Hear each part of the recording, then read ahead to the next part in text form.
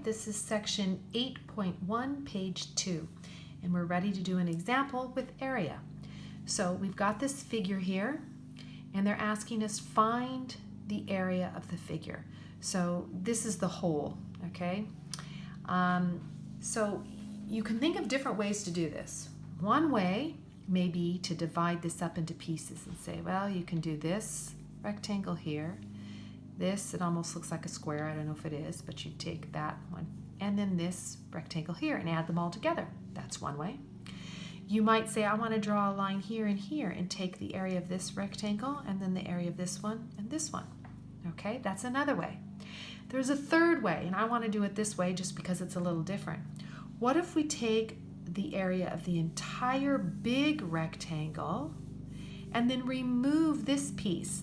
That way we're only finding the area of two things. So that's going to be true. So the total area, I'm going to say the total area is going to equal the big rectangle, okay, that rectangle, minus the little rectangle, okay? All right, so when we do this, what is the big rectangle? Well, the formula for any rectangle is base times height. I like to write the formulas down. And also base times height. Only they're going to be different bases and heights. So we can see here on the big one, base is 12. So let's go ahead and we'll put 12 inches there.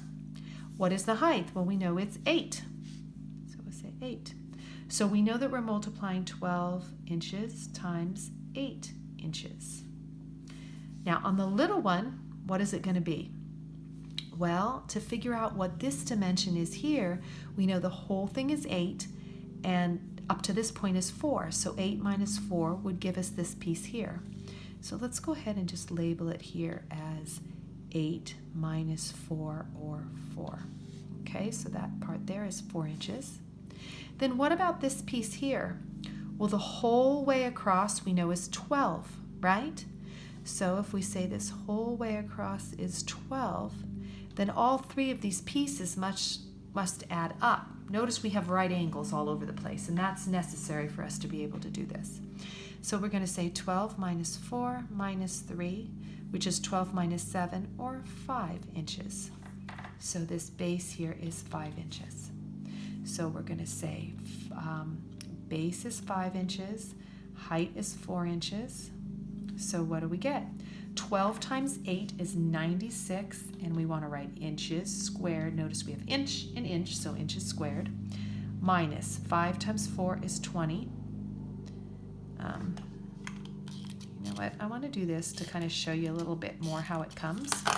If we write 5 inches here and then 4 inches here, do you see how you have inch times inch, which is inch squared?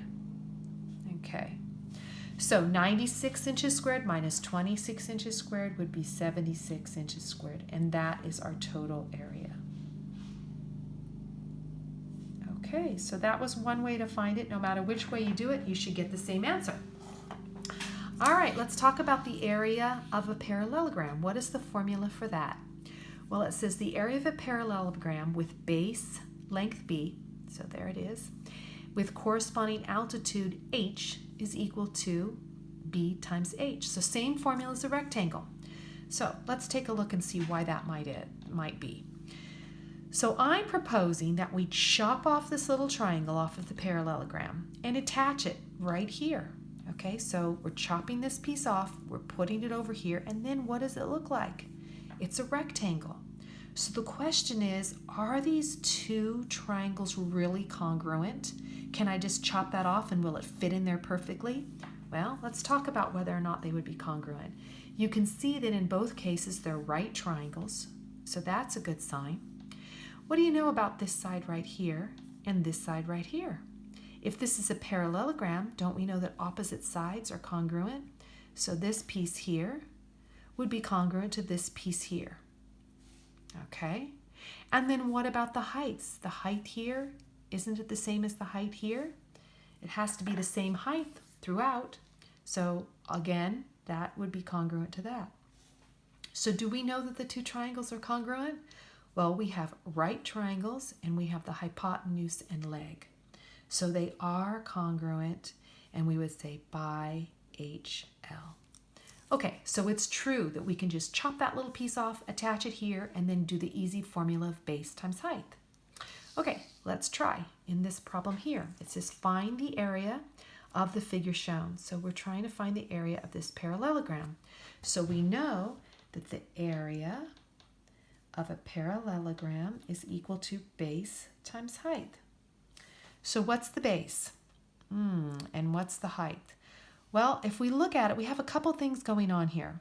First off, do you know that notice that there are feet here and yards here? Well, that's not going to be okay. We've got to convert all to the same thing. So let's leave the feet and convert the yards. What would 2 yards be? Well, a yard, if you think of a yardstick, it's 3 feet. So 1 yard is 3 feet. So let's write down here, 1 yard equals 3 feet. And I'm hoping you can see that okay. Yes. Okay. So then how many would 2 yards be? Equals 6 feet. Okay, so this is also 6 feet. So 3 yards would have to be 9 feet. Okay, we need that information. So when we're trying to figure out the area of the parallelogram, we're going to go ahead and say that the base is what? 6 feet plus 9 feet, so the total base would be 15 feet. Then we're going to have to figure out the height. So I think I'm going to need more room. So I'm going to move this over here.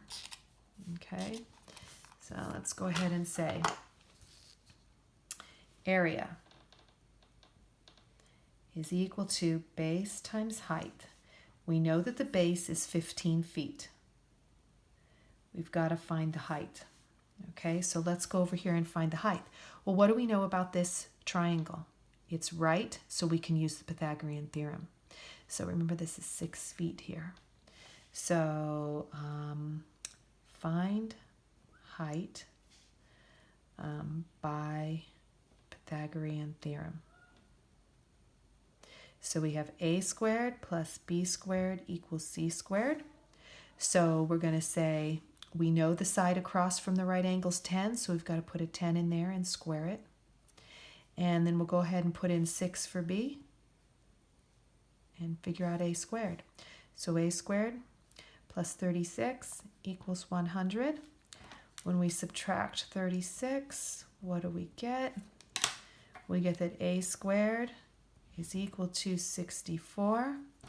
When we take the square root of both, putting in a plus and minus, we get that a is equal to plus and minus, but we know it's the side of a triangle, so drop the negative, equals the square root of 64, which is 8.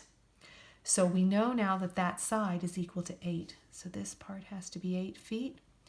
So we can go ahead and put that in for the height. And then when we figure this out, 15 times 8 is 120. Feet times feet would be feet squared. So that's the area that we're looking for. All right. Okay, let's move on to the area of a triangle.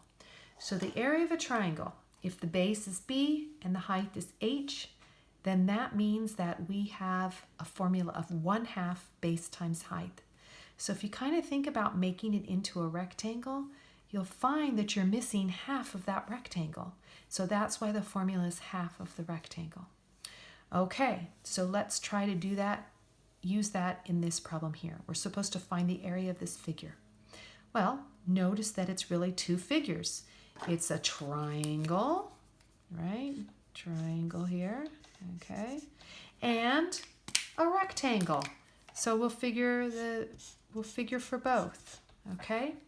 So the total area is equal to total area equals the area of the triangle plus the area of the, I guess it's a rectangle, okay?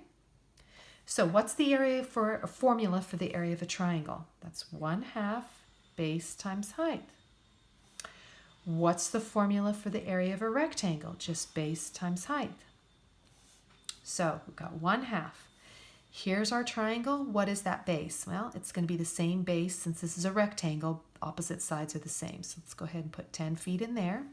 So the base would be 10 feet. What's the height? Well, they tell us 13 is the whole thing from top to bottom.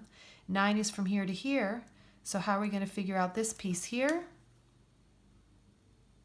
That's going to be 13 minus 9, or 4 feet.